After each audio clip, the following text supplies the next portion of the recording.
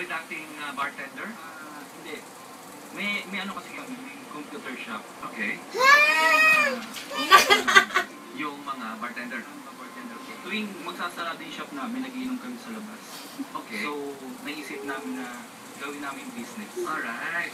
Kita nyo hindi marunong mag-mix ng alak yan pero ang negosyo ay mobile bar. At hello, kahapon, sino mga personalities ang pinainom nyo kahapon? Sila Doc ni Harris, Martin Rivera, May pawis ng Patricia pala. Smith. Kita nyo mga showbiz. Tatay ko. Ganun.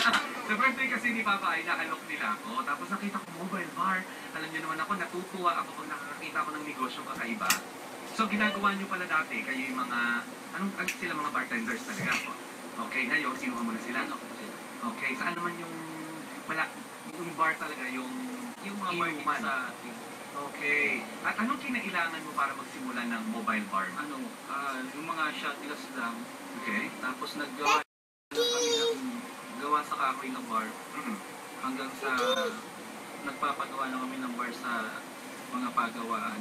Kita nyo po yan mga kalapon ako. Talagang tingnan nyo. Ay matutuwa nito si Ma'am Director Marty Hernandez ng TESDA dahil gustong-gusto niya yung mga Pilipino na gumagawa ng diskarte, kumikita. Ilang tao na ngayon na na-employ mo sa mobile bar?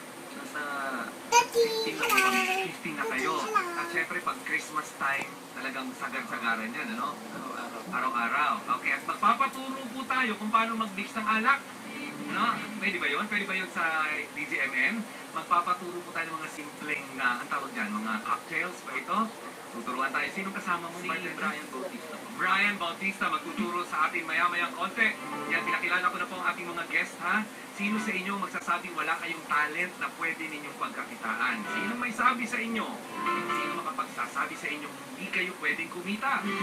Dito po sa Radyo Negosyo, lahat ng racket papasukin natin.